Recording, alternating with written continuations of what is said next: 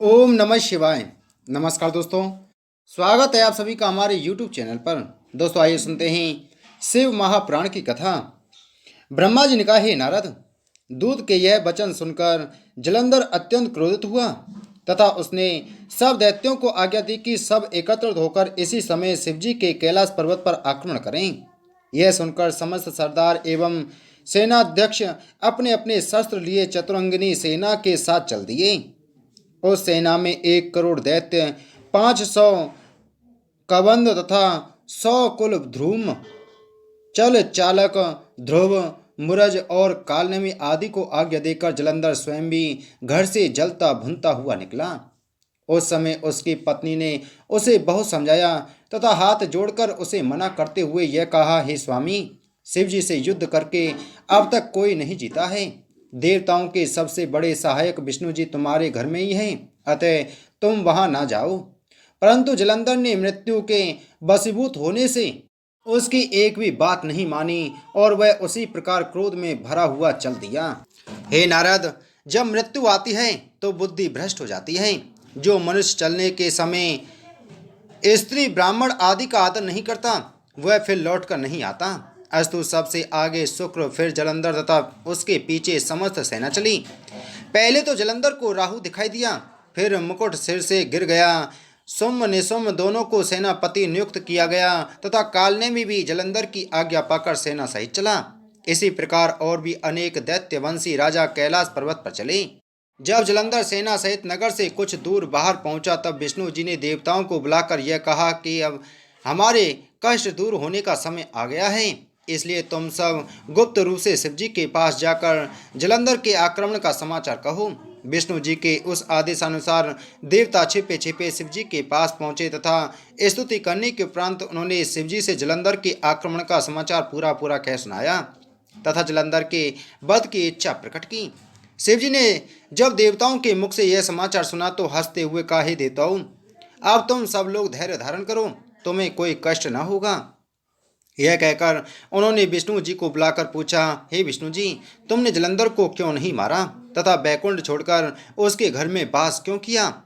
शिव जी के ऐसे वचन सुनकर विष्णु जी ने उत्तर दिया, हे शिव जी, जलंधर बहुत बलवान है, वह कोट यत्नों से भी नहीं मर सकता। वह आपका अंश है, इसलिए उस पर किसी भी शस्त्र का प्रभाव नहीं होता। मैंने उसके साथ बहुत युद्ध किया, परंतु वह किसी भी प्रकार नहीं मरा।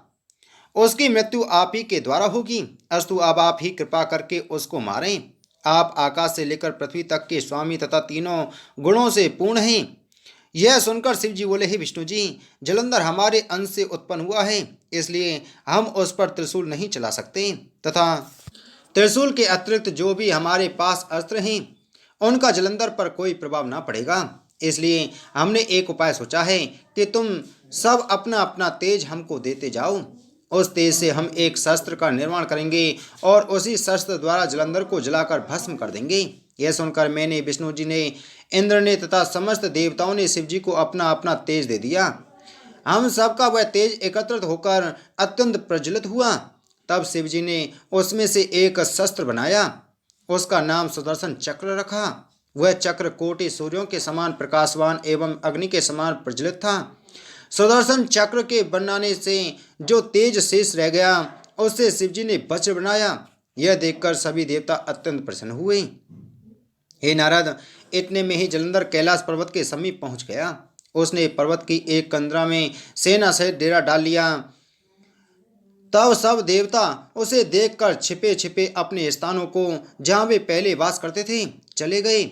शिव जी के गणों ने दैत्यों की सेना के आगमन के पूर्व ही शिव जी को समाचार दे दिया था कि दैत्य सेना अब आना ही चाहती है। इसलिए शिव जी ने अपने नंदी, गणपति एवं वीरभद्र को यह आज्ञा दी कि तुम अन्य गणों सहित जाकर दैत्यों से भली भांति युद्ध करो। शिव जी के गण यह आज्ञा पाकर वहां से चल दिए तथा पर्वत के नीचे उतर आए। ब्रह्मा जी ने कहा, हे नारद, शिव जी के गण उनकी आज्ञा पाकर जय शिव, जय मृत्युंजय कहते हुए प्रसन्नतापूर्वक गाते बजाते हुए दैत्य सेना से लड़ने को चल दिए।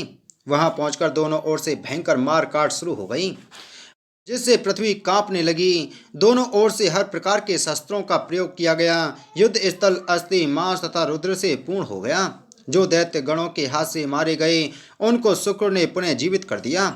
जब गणों ने फिर दैत्यों की सेना का वध किया तो शुक्र जी ने उन्हें फिर जला दिया। इसी प्रकार गणों ने अनेक बार दैत्यों का वध किया, परंतु शुक्र ने फिर उनको जीवित कर दिया। निदान गणों ने कोई उपाय न देख दुखी होकर शिवजी के पास जा सब वृतांत कह सुनाया और बोले कि अब हम दैत्यों से युद्ध न करेंगे, क्योंकि हम दैत्यों को मारने में असमर्थ हैं। हे शिवजी, यह काम आप स्वयं ही करें। गणों के मुख से ऐसे वचन सुनकर शिवजी क्रोधित होकर बोले, यह कार्य शुक्र मृत्युंजय मंत्र पाकर कर रहा है। अस्तु उसी समय शिवजी के मुख से कृत्या नाम की एक स्त्री प्रकट हुई। उसका स्वरूप अत्यंत भयानक था। उसकी डाढ़ें बड़ी भयंकर पर्वत के समान थीं। ऐसे स्वरूप से प्रकट होकर वह शिवजी की सेना के साथ युद्ध स्थान में आई। वह महाभयंकर नाद करती हुई दैत्यों का भक्षण करने लगी। तब दैत्य उसके स्वरूप को देखकर तथा उसके पराक्रम से भयभीत होकर भागने लगे। इसके पश्चात कृत्या शुक्र को अपने गुप्त अंग में दबाकर उड़ गई तथा सबके देखते देखते आंखों से ओझल हो गई। शुक्र को कृत्या द्वारा उड़ा ले जाने पर दैत्य लोग बड़े भयभीत हुए और उनकी सेना में हाहाकार मच गया। उस समय वे इधर उधर भागने लगे। हे नारद, तब शिवजी के गण प्रसन्न होकर दैत्यों को चारों ओर से घिरकर सिंह के समान गर्जना करने लगे। दैत्य भागकर चारों ओर फैल गए। दैत्यों की यह दशा देखकर सुम, निशुम तथा काल नेमी तीनों सेनापति अत्यंत दृढ़ता के साथ गणों का सामना करने लगे। अंत में उन तीनों ने शिवजी के गणों को बहुत बुरी तरह से मारकर दुखी कर दिया, जिससे वे हार मानकर वहां से भाग चले। इतने में गणपति, नंदी, वीरभद्र आदि ने सब गणों को रोककर धैर्य देकर बुला लिया। फिर दोनों सेनाओं में युद्ध छिड़ गया। काल नेमी तथा नंदीगण, गणपति तथा सुम और वीरभद्र तथा निशुम परस्पर लड़ने लगे। वे सभी युद्ध भूमि में अपनी वीरता का प्रदर्शन करने लगे। वीरभद्र ने निशुम्भ के हृदय में तीक्ष्ण बाण मारा, जिससे निशुम्भ धरती पर गिर पड़ा। वीरभद्र ने जो ही यह चाहा कि उसे सांग से मार डाले, इतने ही में सुम्भ ने उठकर वीरभद्र पर बड़े क्रोध से अपनी सांग का आक्रमण किया, जिससे वीरभद्र घायल होकर पृथ्वी पर गिर पड़े। नंदी ने कालनेमी के शरीर पर 7 बाण मारे, जिसके लगने से उसके रथ के पहिए, घोड़े तथा सारथी कट कर गिर गए। तब कालनेमी ने क्रोधित होकर नंदी के धनुष को काट डाला। उस समय नंदी ने धनुष फेंक कर त्रिशूल चलाया, जिसके प्रहार से कालनेमी मूर्छित होकर पृथ्वी पर गिर पड़ा। जब उसे चेत हुआ तब उसने नंदी को उठाकर पर्वत के ऊपर फेंक दिया। अब गणपति तथा सुम्भ लड़ने लगे। गणपति तो मूषक पर चढ़े और सुम्भ रथ पर सवार हुआ। वे दोनों इतने लड़े कि कोई भी युद्ध में से विमुख न हुआ। अंत में गणपति ने एक बाण सुम्भ के हृदय में मारा तथा 3 बाणों से उसके सारथी को पृथ्वी पर गिरा दिया। तब सुम्भ ने क्रोधित होकर गणपति पर 60 बाण छोड़े और गणपति के मूषक वाहन का सिर धड़ से अलग कर दिया तथा वे बिना वाहन के पैदल ही युद्ध करने लगे। उन्होंने अपनी सांग उठाकर सुम्भ के ऊपर चलाई। सुम्भ सांग के लगने से पृथ्वी पर गिर पड़ा और सब गण अत्यंत प्रसन्न हो जय जयकार करने लगे।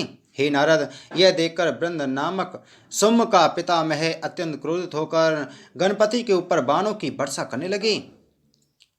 तब गणेश जी तुरंत दौड़कर बृंद के पास जा पहुंचे। उनके साथ असंख्य भूत प्रेत, कुष्मांड, पिशाच, भैरवगण, बैताल, शाकनी, डाकनी, योगिनी आदि किलकिल शब्द के अर्थात सिंह एवं हाथियों के समान नाद कर रहे थे। उन्होंने बृंद तथा सुम्भ को सेना सहित विकल कर दिया। वीरभद्र की सेना ने दैत्यों को अत्यंत दुखी किया। उन्होंने अनेक दैत्यों को खाकर उनका रक्तपान भी किया।